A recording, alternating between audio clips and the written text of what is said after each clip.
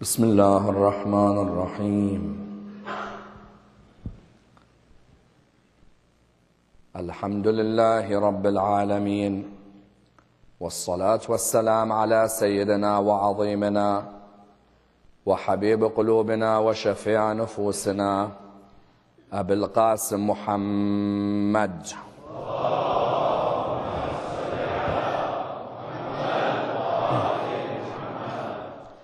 وعلى أهل بيته الطيبين الطاهرين وأصحابه الغر الميامين.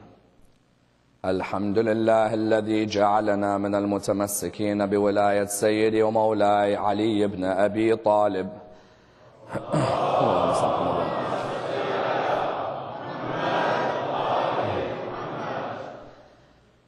الحمد لله الذي هدانا لهذا وما كنا لنهتدي لولا أن هدانا الله.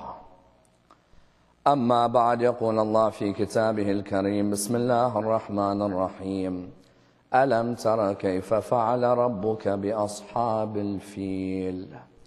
The first of our salawat in honor of Rasulullah Muhammad sallallahu alayhi wa alihi wa sallam.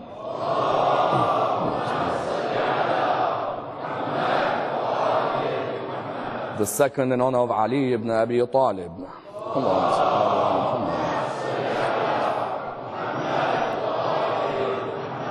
The third with your loudest voices in honor of the Imam of our time, Imam Sahib al-Asr wal-Zaman.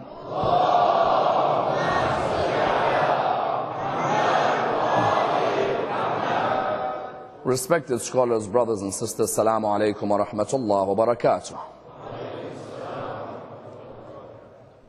The story of the people of the elephant is one of the most fascinating stories in the Holy Quran, and is a story which requires a thorough analysis, for it is a story which affects each and every one of our lives. A story from which many a lesson may be learned, and indeed many an extraordinary example may be derived, and a story with a historical basis and a contemporary significance. As we know, the Quran is a book which is replete with stories.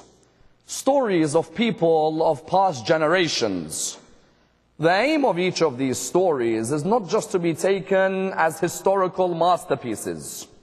As in today, when people dissect the stories of the Quran, on many occasions they only look at them as pieces of history. You find that when they hear of the story of the people of Ad, or the people of Thamud, or the people of Madian, or Ashab al-Fil, on many occasions they take the story as a piece of history, that an incident like that took place 1,400 years ago.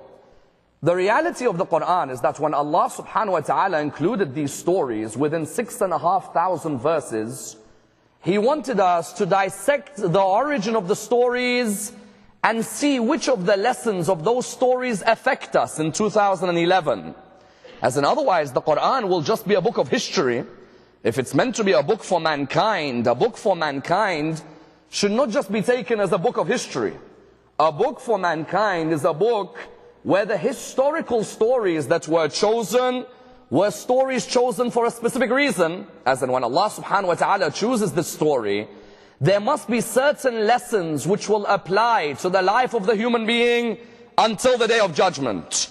Be the human being in the East, be the human being in the West, be the human being in an age of technological advancement or not, you find that there are certain ethical, legal, theological, spiritual lessons that emerge from this story.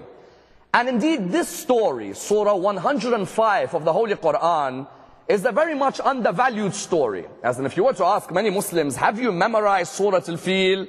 They'll say to you, yes, of course, as in a matter of 5 verses I can memorize them. If, however, you were to ask a Muslim, what are the lessons you gain from Surah Al-Fil? As in, what lessons did you gain from an incident which was so famous that the Arabs would base a lot of their heritage on the year of the elephant? As in, Aam al-Fil was a year which the Arabs would even take as a calendar year, a year which they based their events on. You'd find, therefore, that there is a need, when we dissect these stories, to ask ourselves what lessons can be learned from these stories which can be applied into our life today. Therefore, let's dissect this story in a number of stages and see what are the lessons. Firstly, let's try and understand the reason for the revelation.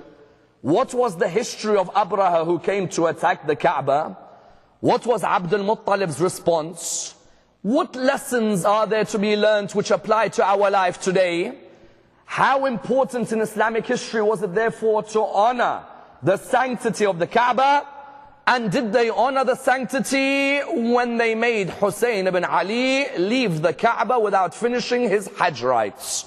Let's examine this and dissect the topic in complete depth. You find that when you come to the story of Ashab al-Fil, Imam al-Sadiq salawatullah wa salamu alayh Allahumma salli ala Muhammad. Imam al-Sadiq has a quite stunning revelation or verse or hadith on this issue. Imam al-Sadiq, what does he state? He comes forward and states, whoever recites Surah Al-Fil, be he on a mountain or be he on land, or even if he is on dry soil, Allah subhanahu wa ta'ala will raise him on the day of judgment, and the masters of the day of judgment will say, let this person enter the heavenly abode without any accounting whatsoever. As an Imam al-Sadiq, when he says something like this, it highlights that these 5 verses have got a monumental energy and meaning about them. Imam al-Sadiq, when he says reciting a chapter, not just anywhere, no, he says even if you're on a mountain, recite Surah Al-Fil. If you're on land, recite Surah Al-Fil. If you're on dry soil, recite Surah Al-Fil, and that you'll come to that day of judgment without accounting. Sometimes Al-Muhammad, when they give us these narrations, they highlight to us that such a story, the more you keep it as part of your life, the more you'll reflect on the lessons that we're going to see. That's why someone came to our 4th Imam on one occasion and said to him, every surah in the Quran has a reason for its revelation. What's the reason why Allah revealed Surah Al-Fil to the Arabs?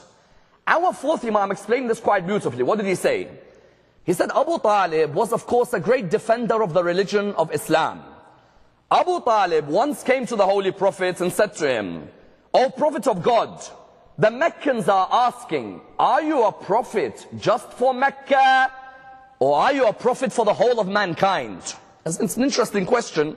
When you've come and said that you're a prophet, are you talking just of the area of Mecca, or is everybody meant to come towards your prophethood? The Prophet looked at Abu Talib, he said, Oh Abu Talib, I am a prophet for the whole of mankind. All races, all genders, every creation of God is to submit to my prophethood.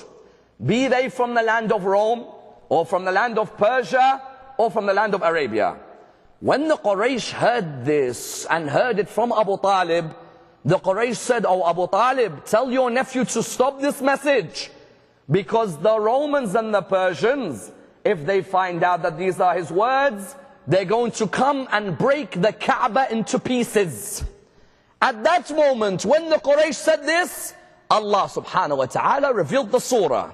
أَلَمْ تَرَ كَيْفَ فَعَلَ رَبُّكَ بِأَصْحَابِ الْفِيلِ. Have you not seen what your Lord did to the people of the elephant? As in, what's the story of the people of the elephant? The story is unbelievable. Originally, the Christians of Najran had been persecuted by a Jewish dictator called Dhu Nu'as al-Himyari.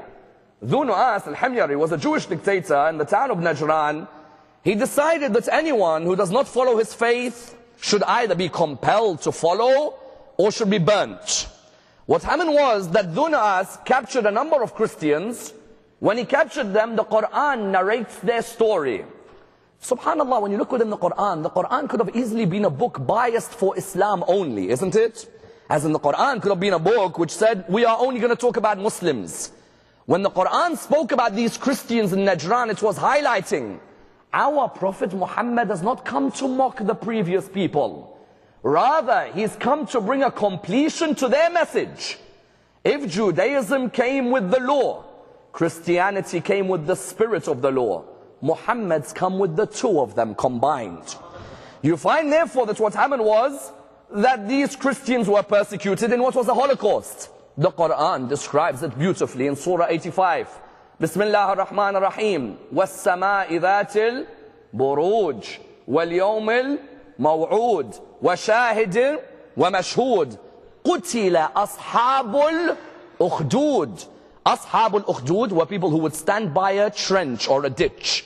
They'd bring the Christians into that ditch, and the Jewish leader would burn all of them alive.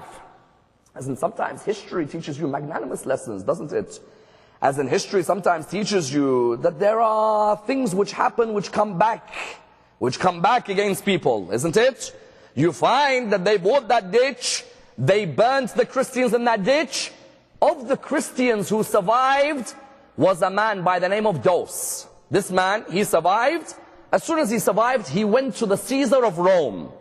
At the time, of course, Rome was seen as what? It was seen as the head place of Christianity. He went to the Caesar of Rome. He said to him, we the Christians of the area of Najran have been persecuted. We have not been looked after. We have been involved in a Holocaust. Holocaust, what does it mean? It means holos kostos, a complete burning. You find he said that we've been burned completely alive. I wondered if you could help us as the Caesar of Rome.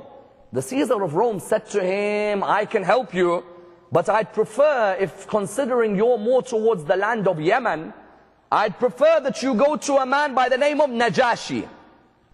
Najashi is in Abyssinia. Abyssinia will be closer to Yemen than you coming all the way to Rome. Go to Najashi.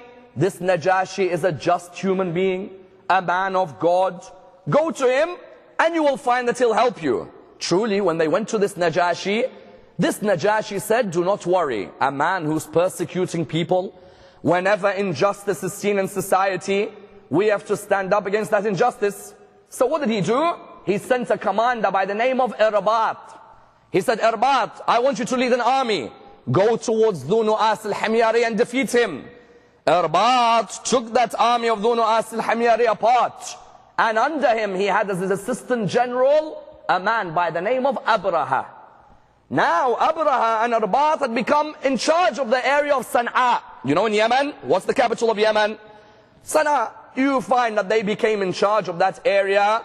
It was under the hands of Christians. But this Abraha, even though he was a Christian by name, he didn't have the behavior of Christianity.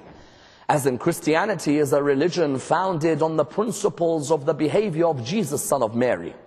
The behavior of people of morals. This man had seen Irbat, his commander, take over. Instead of honoring him, what did he do? He decided to kill Irbat and take rule. When the news reached the Najashi said, I do not forgive this person. Remove him from power. When Abraha heard about this, what did Abraha do?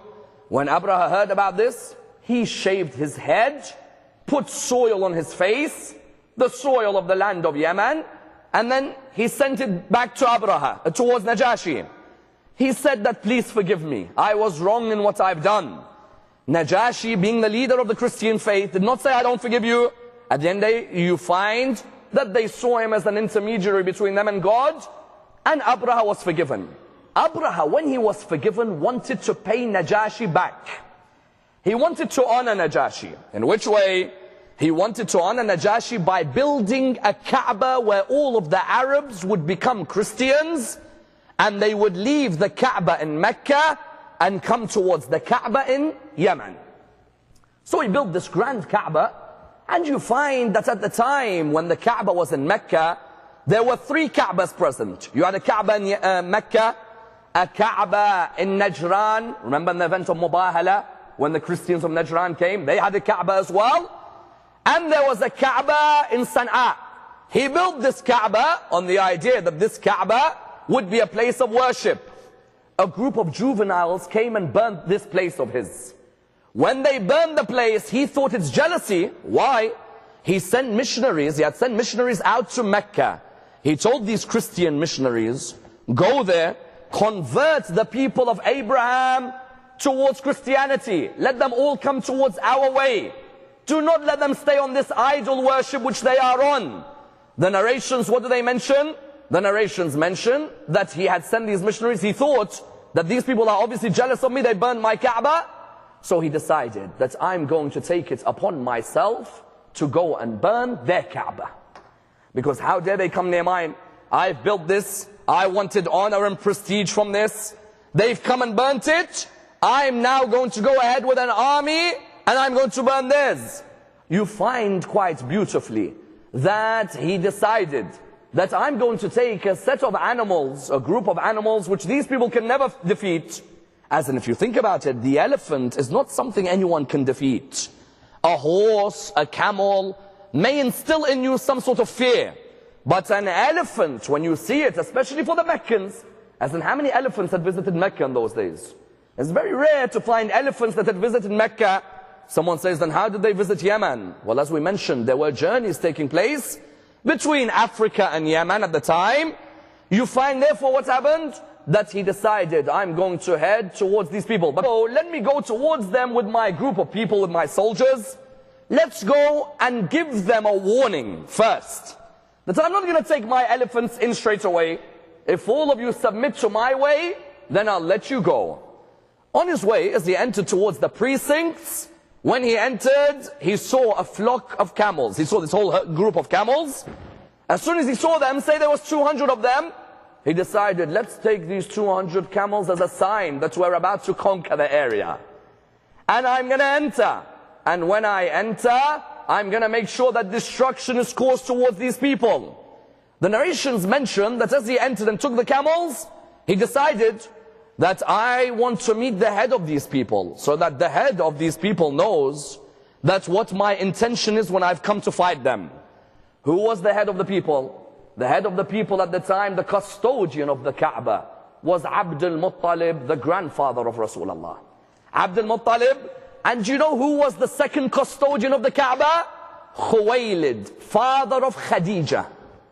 See how things come together? Khuwaylid, the father of Khadija, his original name is Khalid. Khalid, the nickname for Khalid, and with the Arabs was Khuwaylid. So if your name was Jabir, they'd call you Juwayber. If your name was Khalid, they'd call you Khuwaylid. They were the two custodians. Al-Muttalib came and sat with Abraha. Abraha was sitting down. When Al-Muttalib walked in, Abraha looked at him. He said to him, you're a man of some presence. Come and sit next to me. Welcome. Come and sit next to me. Naturally, if you're doing missionary work, sometimes you have to pretend that you like those who you're doing missionary work with, isn't it? As Desmond Tutu used to say, they came into Africa. They had the Bible, we had the land.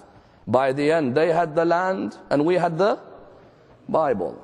So you found that what happened was that this person sat with him. When he sat with him, he looked at him. He said to him, welcome Al-Muttalib, come and sit near me. So Al-Muttalib came, he sat near him. When he came and sat near him, he said to him, I've come to destroy your Kaaba. That's my intention of coming here. I'm not going to beat around the bush. I've come to destroy your Kaaba. Al-Muttalib said, can I have my camels back if you don't mind? He said to him, sorry? He said, my camels, 200 camels, you have them, give them back to me, please. He said, what do you mean 200 camels? I've come and I thought you're a man of respect. My respect has gone. I've come to destroy your Kaaba. And you look at your camels and you want them back? He said, I am a protector for my camels. That house has a protector for itself. Isn't it? I protect my camels. My camels, you've taken 200 of them. The house has a protector for itself. He looked at him and he said, protector, no protector. My army is going to come in. As soon as Al-Muttalib left the meeting, he went back to the people of Mecca. As soon as he entered upon the people of Mecca, he said to them, O people of Mecca, all of you come together, please listen to me. There is an army that's going to come and attack us. Their leader has taken my camels, and I've told him I want them back. They said, how about the house? He said, the house has its own protector. You find that he said to the people, go to Mount Abu Qubais. If you go today for Hajj, have you seen as you're entering the Haram, there's this big palace on the side. It goes quite high. Most things do over there at the moment. You find that it goes quite high. Of course, that's not an innovation. Building higher than the Kaaba is not a bid'ah. No. You erect a grave, a dharih on a grave is a bid'ah. But building a clock higher than the Kaaba, that's permissible. This is movement with the times. You find that that palace, that was Mount Abu Qubais. They built on top of it. That mountain was a mountain of honor, a mountain of respect. Someone says, what do you mean a mountain of honor and respect? It's just a mountain. No. Every creation of Allah does tasbih of Allah subhanahu wa ta'ala, isn't it? Even a mountain honors Allah. You find that he said to them, go to Mount Abu Qubais and sit together in dua. Congregate, sit in dua, and you'll honor the dua which we have. So everybody went, they sat on Mount Abu Qubais. Then he himself said, I'll come and join you later. Let me go and read my own dua by the Kaaba. This dua that he read is a quite beautiful dua. He stood by the Kaaba. He knew very well, when you ask about Allah, He is near. He answers the supplication of the supplicant when he supplicates towards Him. He went near the Kaaba, he said, oh Allah, who do we have in hope except hope in you? Oh Allah, withdraw your protection from that army. Oh Allah, please listen to this next line. This line is of the utmost importance. Oh Allah, whoever is an enemy of your house is an enemy of Allah subhanahu wa ta'ala. Whoever is the enemy of your house is our enemy as well. Oh Allah, defeat their forces. He said this, he finished his dua by the Kaaba. Then he asked one of his sons, what's the situation near Mount Abu Qubais? One of his sons said that the situation near Mount of Abu Qubais is that what's happened? That we see a black cloud coming from the direction of the Red Sea. As soon as Al-Muttalib heard this, he said, do not worry, we're going to be victorious. As in, you think these Al-Muttalib, Abu Talib, you think these people are just normal Meccans? These are from the descendants and the line of Prophet Isa alayhi salam. These are awsiya of Allah subhanahu wa ta'ala between Jesus and Muhammad. This is the cradle of revelation. You find what? You find he said, do not worry, we're going to be victorious. Abraha, what did he do? Abraha rode on his elephant. His elephant, he had called it Mahmud, the praiseworthy elephant. Because he thought to himself, that this elephant will look after me. Some of the narrations mention he had 1 elephant. Some mention he had 8 elephants. Some mention he had 10. Some mention he had 12. Irrespective of the number of elephants, he entered with his elephants arrogantly, thinking that I'm going to come, I'll defeat these people, I'll finish them. You see that arrogance that he came with? At the end, the Quran showed that you plan, we plan, and we are the greatest of planners. What did the Quran say? Bismillah ar-Rahman ar-Rahim. Alam tara kayfa fa'ala rabbuka bi ashabil fil. Alam yaj'al kaydahum fi tadlil. Their plan went astray. Wa arsala alayhim tayran ababil. What did he do? Allah ordered, like he can at any moment, for all the creation submit to him. Allah ordered that birds with 3 stones in each paw, according to the narratives, with 3 stones, they come, وَأَرْسَلَ عَلَيْهِمْ طَيْرًا أَبَابِيلَ. They come in their flock of birds, they throw the stones down, تَرْمِيهِمْ بِحِجَارَةٍ مِنْ سِجِّيلٍ. The clay that they had would strike this person, فَجَعَلَهُمْ كَعَصْفٍ مَأْكُولٍ. He made them like the straw that is destroyed on the ground. He came with all his arrogance, with all his pomp. At the end, Allah said, فَجَعَلَهُمْ كَعَصْفٍ مَأْكُولٍ. Asf ma'kul, what does asf ma'kul mean? It means the asf talks of, straw. Straw without grain, and you've pelted it on the ground. Likewise, these people were pelted on the ground. The narrations mention that Abraha, trying to get away, eventually he was finished as well. Therefore, you find that the story is a fascinating one. So many different incidents. The question arises, what are the lessons from this story which affect us in our life today? The first lesson of this story, which is of the utmost importance, which affects us in our life today, is the lesson of trust in Allah subhanahu wa ta'ala, isn't it? As in, I'm surprised how many Muslims today you find. Many are Muslim. They're going through a trial, going through a tribulation. They'll come to you with a sense of despair. Sayyid Ammar, I'm facing difficulty with my health, difficulty with my wealth, difficulty with my education, difficulty with my family relations. The question there is, where is your tawakkul in Allah subhanahu wa ta'ala? As in, you find Abraha, when he faced Al-Muttalib said, the house has its protector. As in, are you truly asking me, do I have tawakkul? Do I have trust? I have ultimate trust in this Lord. In which way? In that Allah subhanahu wa ta'ala, when He says have tawakkul, tawakkul doesn't mean I don't work, I don't ask, and I just say, Ya Allah, look after my affairs. Tawakkul means with the faculties that I have and the relationship that I have with Allah subhanahu wa ta'ala, I use those faculties and then I say, Tawakkaltu ala al-hayy alladhi la yamut. Why would I need to have trust in Allah's creation instead of having trust in the Creator Himself? You find Al-Muttalib taught us a lesson. Until today in the world, when a person in Muslim communities today, do you know how many have fallen into depression? They'll tell you, I take depression tablets regularly. You say, why? Say, you know, the world is on top of me. I'm in a state of despair. Where's that trust in Allah subhanahu wa ta'ala? Your Lord who created you when you were insignificant and not worth mentioning. And He fashioned you from a leech-like clot. He gave you eyesight. He gave you the ability to smell and taste and hear. He gave you the rational and the intellect above the animal. What more does that Lord have to show you in terms of generosity? Doesn't the Quran say, Ya ayyuhal insan, ma gharraka bi rabbika al-kareem? What has made you stop coming towards that generous Lord? That Lord who gives us when we ask and we don't ask, isn't it? As in Munajat Sha'baniyah, don't we say, oh, you who gives to the one who asks and the one who doesn't ask. There are people who don't ask, Allah gives. There are people who ask, Allah gives as well.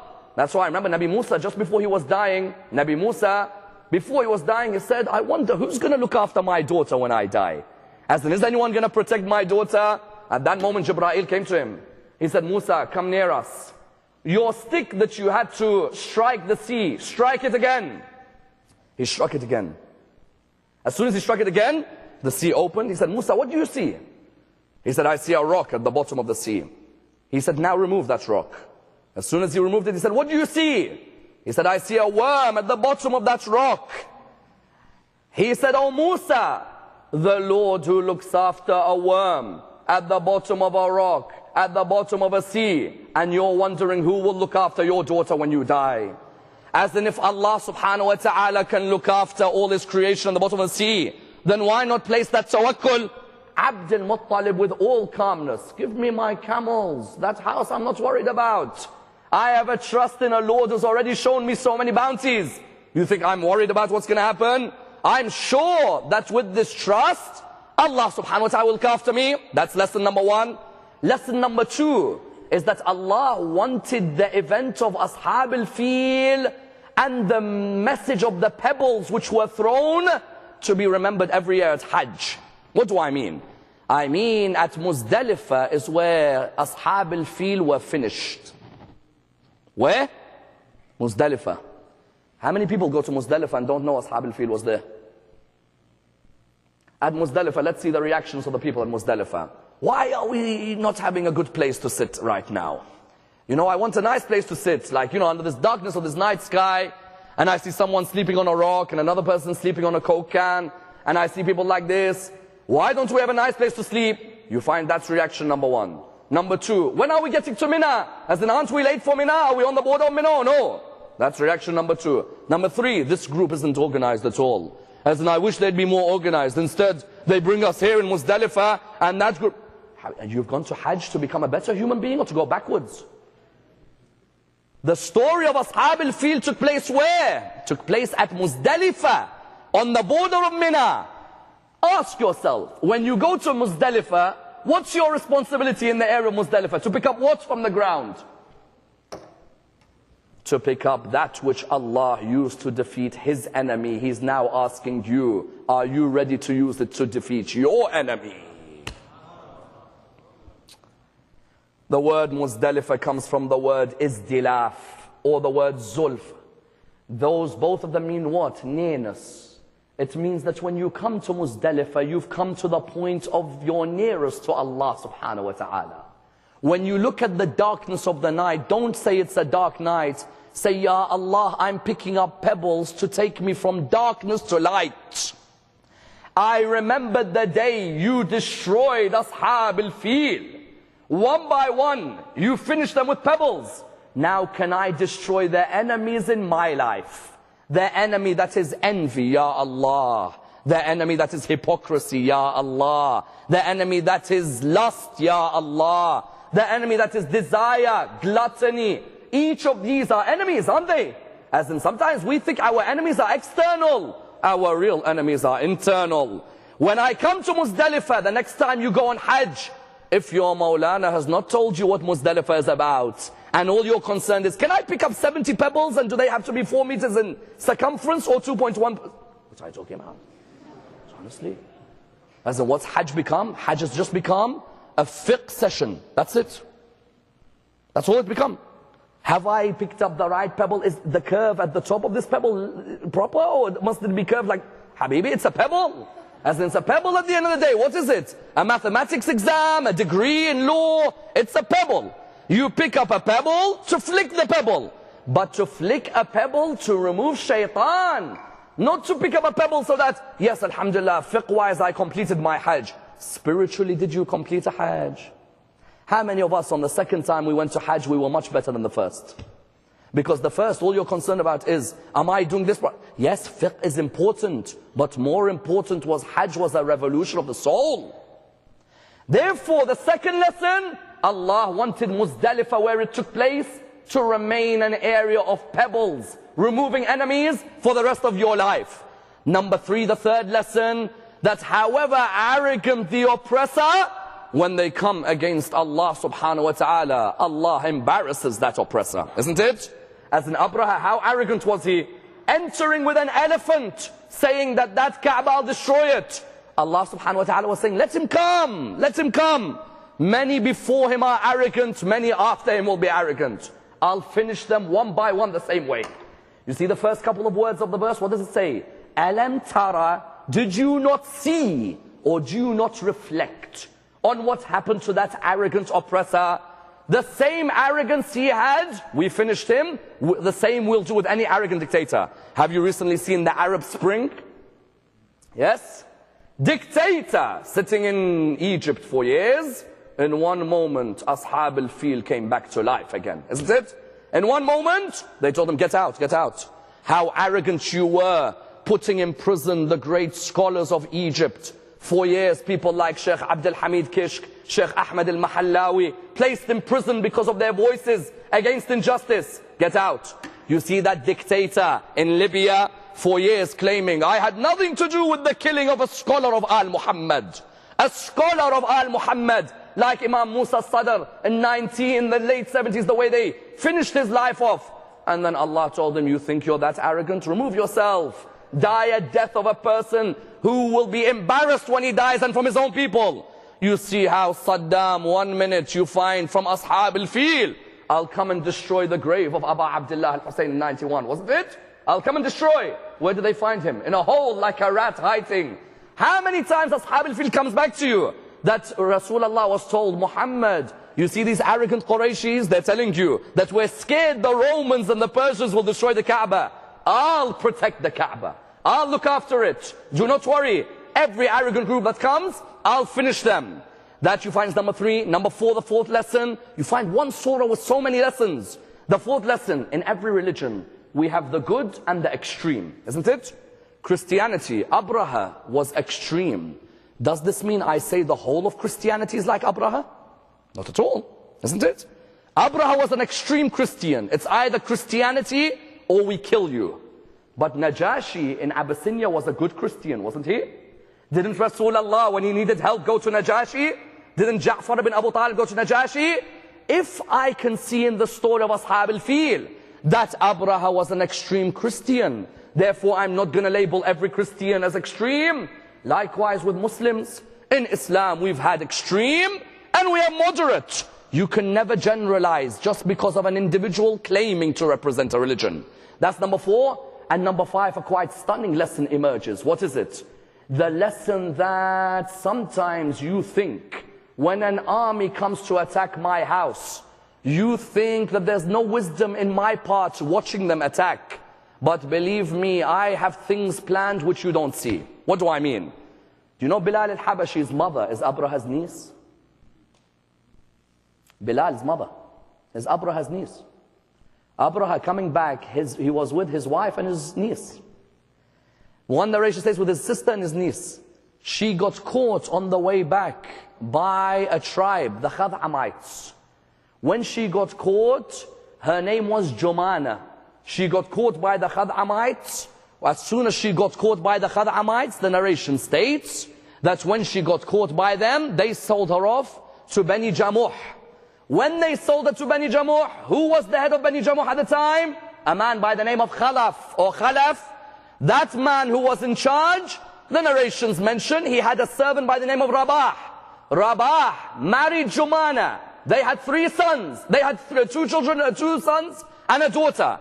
They had Ghufra, their daughter. They had a son called Khalid and a son called Bilal. When Ashab al-Fil came, did you ever think a man like Bilal would be born from Abraha's line? Would you ever think Bilal al-Habashi would be born from Abraha? Yeah, sometimes the Khabith comes out of the Tayyib. Sometimes the Tayyib comes out of the Khabith, isn't it? Sometimes good comes out of bad, bad comes out of good. Nobody would have seen that Allah subhanahu wa ta'ala, when He allowed Ashab al-Fil to come in, that the mu'adhin of the religion of Islam would be born from that incident. Bilal, Rasulullah used to say, Bilal, stand, sweeten me with your voice, Bilal, bring pleasure to me. This Bilal, the first mu'adhin in the religion of Islam, was able to remove the tones of racism in the religion by reciting the adhan, and the people would come to him and say, Bilal, Ya Rasulullah, Bilal says the adhan. When he says the adhan, he says, Ashhadu an la ilaha illallah. Bilal couldn't say sheen, he'd say seen. Ashhadu an la ilaha illallah. At this moment, Rasulullah said, the seen of Bilal is sheen in the eyes of Allah subhanahu wa ta'ala. That Bilal who remained loyal. In other words, a lesson emerges that in life, Allah plans sometimes, we don't see where the plan is heading. But there is a wisdom that when a great Sahabi like Bilal comes from this incident, nobody knew Bilal. Nobody knew it was his mother. His mother was the niece of Abraha who tried to attack the Kaaba. And the Muslims didn't care, because your past actions should not come back to you. In other words, the tone of the story was what? That the Kaaba is a place of sanctity. A place that has to be protected. A place that has to be honored. Not a place that is dishonored. Someone says, what do you mean the Kaaba should not be dishonored? We can dishonor the Kaaba in 2 ways. 1 way, in 3 ways. The first way we can dishonor the Kaaba is by neglecting the visitation of the Kaaba. Do you know in India and certain parts of Africa, there are people who save their whole life to go to Hajj. Their whole life. He saves to go where? To go to Hajj. His whole life, that's his finances, he'll save his whole life to go to Hajj. Do you know in the West we have people who $3,000, $5,000, $10,000 is peanuts for them, it's nothing. He'll tell you, but I'm not ready for Hajj yet. You say to him, what do you mean you're not ready? He said, because if I come back from Hajj, I have to be religious. There are people saving to visit Allah, and you have the audacity to tell Allah, in my own time I'll come. 7th Imam used to say, if a person can afford Hajj but doesn't go, then he is along the lines of kufr. If he can afford, but he doesn't. Why? Amir al-Mu'mineen, just before he died, he said in his will, do not fear Allah in relation to his house. Fear Allah in relation to his house. Fear Allah in relation to his house. For if you abandon his house, you abandon your dignity. When a person does a good favor for me, I go to visit him at home. When my Lord has done so much for me, I don't go and visit him. إِنَّكَ تَدْعُونِي فَأُوَلِّ عَنْكَ. You invite me in dua iftitah. You invite me. I turn my back to you. Here you find that's one way of dishonoring the Kaaba. A second way is by not observing the laws associated with visiting the Kaaba, isn't it? As in, if I go to visit the Kaaba, Allah has said my house is such a sanctuary that you have to observe the laws of the house. There are laws which we have to observe in Hajj, and even outside Hajj. If we don't observe these laws, we're not respecting the sanctuary of the Kaaba, the sanctity of the Kaaba. As in, if now somebody said to me, said, Ammar, come tonight to our house for dinner. When I'd go to their house, I'd make sure that I'm showing discipline, respect, morals, like any human. I tell you, one way of dishonoring the Kaaba is by acting like an animal near the Kaaba. And I tell you, Imam As-Sadiq was right when he said, look through my fingers and see how many animals are doing tawaf, not humans. This year in Hajj, if you saw the animals doing tawaf, pushing and hitting and jumping. I'm not accusing those who've been pushed. I'm saying there are people who actively will push another Muslim while doing tawaf. Actively, they'll enjoy it. You find that you're not honoring the sanctity of the Kaaba. The Kaaba, you walk around, if someone pushes you, you remain patient, but never in your own intention do you make sure that you hurt another Muslim. Likewise, you don't hurt any of the animals near the Kaaba, isn't it? As in, a fly comes on me, will I kill a fly if it comes on me on the Kaaba? I can't. If an insect, a grasshopper comes on me near the Kaaba, I can't. The Kaaba is a sanctuary, it's Allah's protection. And that's why, how did people know Imamate was a gift from God? Through Imam al-Jawad and Hajj, isn't it? Before that, nobody believed Imamate was from God. Ali bin Abi Talib became an Imam at 33. Imam al-Kadhim became an Imam at 20. They said anybody can become. If you learn enough, at 30, 20, 40, you can become an Imam. It was Imam al-Jawad's debate at the age of 8 which made people realize Imam was from Allah. And it was regarding the sanctuary of the Kaaba. Do you know our 8th Imam what he says? He says the greatest ever honor for Al-Muhammad was the birth of Imam al-Jawad. Imam Amir al-Mu'mineen, Aba Abdullah. What do you mean Imam al-Jawad? Imam al-Jawad, why? Because before that day, an Imam could be someone quite old. And so people said, oh, their knowledge is not from God. Anyone can get that knowledge through memorization. When Imam al-Jawad became an Imam at 8, that's when people realized, hold on. That knowledge isn't normal. And what was it about? It was about Hajj. Because Yahya bin Aktam looked at him. He said, young boy, you think you're someone with knowledge? They call you from Al-Muhammad? He said, no, I will try and endeavor to help you. What can I help you with? He said, young boy, what is the kafara for someone who hunts while they are in the state of ihram? It's a good question, isn't it? Because there's a kafara when I'm around the Kaaba. If I'm going hunting, I'm in the state of ihram. The Kaaba has a sanctity. I have to honor that sanctity. Imam al-Jawad was asked, what's the kafara for a muhrim who's hunting? Imam al-Jawad said, your question's very vague. He said to him, what do you mean it's vague? He said, is it the kafara for Hajj or for Umrah? Was it done in the daytime or in the night? Was it a young boy or an old person? Was it a wild animal or a normal animal? Was it for Umrah or was it for Hajj? Was it a male or was it... This person said, okay, hold back now, I understand. As in maybe my question was a bit vague. As in you're trying to compare a normal human being with Muhammad bin Ali. And it's impossible. So therefore what you find, there was a sanctity. That Kaaba was to be honored. And that's why only a lowly human being would not honor that Kaaba, isn't it? As in when anybody goes there, even the person who's not that religious will still show respect. It has to be a low human being who doesn't honor that Kaaba. 2 years after Karbala, exactly, Yazid bin Muawiyah orders his soldiers to burn down the Kaaba.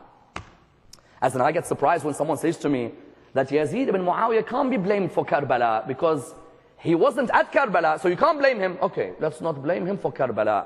How about the burning of the Kaaba? How about the pillaging of Medina, the cradle of Rasulullah? Ordering men to rape the woman of Medina. Any woman you see, rape her, he said. Children were born the following year out of rape, out of wedlock. And then he went to the Kaaba, he ordered his soldiers, burn down the Kaaba.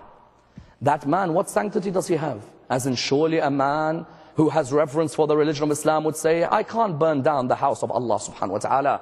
The whole house of revelation, that house Ibrahim had built, yet you found with his audacity, he came and burnt. You think Allah subhanahu wa ta'ala let him go? Same with Ashab al-Fil. Abraha was finished, Yazid bin Muawiyah, while they're burning the Kaaba, they received news, Yazid bin Muawiyah had gone out hunting, all that came back is a limb. أَلَمْ تَرَ كَيْفَ فَعَلَ رَبُّكَ بِأَصْحَابِ الْفِيلِ. They try and attack my Kaaba and he thinks sitting in Damascus, he's gonna be okay. I'll plan and he'll plan, but he'll see my plan always wins. My plan, he tried to destroy my Kaaba, then I'll finish him and I'll finish those with him. Why? That Kaaba was meant to be a place of sanctuary, of sanctity. And you found that a place like the Kaaba, where Hussein bin Ali's grandfather received revelation, where his father was born, where his grandmother sacrificed all she had for the religion of Islam. And yet Abu Abdullah comes to the Kaaba to perform Hajj, where his religion was founded on his grandfather's Hajj, He comes, Yazid bin Muawiyah orders his governor, behead the man if you see him. Behead him. Even near the Kaaba where the fly is meant to be honored, the fly. Yet the son of Fatima al-Zahra is shown less respect than a fly. A fly is meant to be honored. Imam Abu Abdullah is ordered, leave the Kaaba. You're not allowed to stay here. And someone said to him, stay, perform your Hajj. He said, if I stay here, they'll behead me here. They have no sanctity for this place. This place which was founded by the grandfathers of Abu Abdullah, Al-Muttalib and Khuwaylid, the father of Khadija. At the end, they ordered him, leave the land of Medina, leave the land of Mecca. You are not welcomed here. Can you imagine how difficult it was for Abu Abdullah at this stage of his life? Can you imagine how difficult it was for him that he comes to this area of Mecca where his grandmother Khadija was living, where his grandmother Khadija gave all that she had. And you know, he had a particular relation with his grandmother Khadija. He had never seen her. But at Karbala, he stood in front of the army and he said, am I not the grandson of Khadija? Am I not the grandson of Rasulullah? Why did he have this relationship with Khadija? One opinion is Khadija sacrificed from her life. Abu Abdullah sacrificed his life. Another opinion is Khadija gave all that she had away. Abu Abdullah gave all that he had away. But there's a third opinion which touches the heart of the lover of Abu Abdullah, especially that lover who has sat by his grave in Karbala. You know what the third opinion is? It has to do with the kafan of Abu Abdullah. Why? Because it's as if there's a reflection between the way he died and the way his grandmother died. Someone says, what do you mean? Any human being, when they die, deserves a shroud on their body, isn't it? As in a human being, when they die, you will go, you'll ask for a kafan, bring a kafan, cover their body. Especially if they're injured. If you have marks of injury, you'd say, come and cover those marks. A human being doesn't deserve to die without having a kafan on their body. Why would Abu Abdullah remember his grandmother? It's as if his grandmother, when she died, the narrations, you know what they say to us? When she died, because they were so poverty-stricken, Rasulullah bought a kafan to cover his wife's body. When he bought this kafan to cover the wife's body, the narrations mention to us that as soon as he bought the kafan to cover his wife's body, he realized the kafan wasn't long enough. Khadija, who had given all her money away, there was now no kafan for her body. Rasulullah looked towards the heavens. As soon as he looked towards the heavens, the narrations mentioned that he looked towards the heavens and he said, Ya Allah, I am your prophet. This is Khadija. If it wasn't for her wealth, this religion would not grow. Ya Allah, now when I'm burying her, I don't even have a kafan to put on her body. At this moment, we have a narration which states that Jibreel came to Rasulullah with 5 kafans. Brothers, you know where I'm heading. But I leave this night to you. You know where I'm heading. Remember the sanctity of any human when they die. They should have a kafan to cover their body. When he bought the 5 kafans, Rasulullah looked at Jibreel. He said to him, oh Jibreel, may I ask you, who's the first kafan for? He said, Ya Rasulullah, the first kafan is for your wife Khadija, that when she dies, there is a kafan to cover her body. He said to him, Ya Jibreel, who's the second kafan for? He said, Ya Rasulullah, the second kafan is for you, that when you die, there is a kafan to cover your body. He said to him, Jibreel, the third kafan, you know the third kafan hurts every lover of Al-Muhammad. He said, the third kafan is for Fatima al-Zahra. So that's when Fatima al-Zahra dies, only Allah knows what that rib went through behind the door. So that's when Fatima al-Zahra dies, there is a kafan to cover her body. He said to him, oh Jibreel, tell me who the 4th kafan is for. He said to him, Ya Rasulullah, the 4th kafan is for Ali ibn Abi Talib. That when he dies, there is a kafan to cover his body. He said to him, Ya Jibreel, tell me who is the 5th kafan for. He said to him, Ya Rasulullah, the 5th kafan is for Hassan ibn Ali. That when he dies, there is a kafan to cover his body. He looked towards him, he had tears in his eyes. He said to him, Jibreel, tell me where is the kafan for Abu Abdullah? Jibreel, tell me about Abu Abdullah. Will he die with a kafan or without? Jibrail's answer hurts. He looked towards Rasulullah. You know that moment Rasulullah's in tears. He said to him, Ya Rasulullah, Abdullah will die without a kafan on his body. He said to him, why? He said, because the horses will trample on the body of Abu Abdullah. Inna lillahi wa inna ilayhi raji'un. We pray to Allah subhanahu wa ta'ala to raise us with Muhammad and Al-Muhammad, to allow us to be amongst the companions of Imam Sahib al-Asr wal-Zaman. Raise us with the Imam of our time. Allow us to be of those who honor the Kaaba through our behavior and through our Hajj. We pray to Allah subhanahu wa ta'ala the Surah Al-Fatiha, but before it the loudest of your salawat.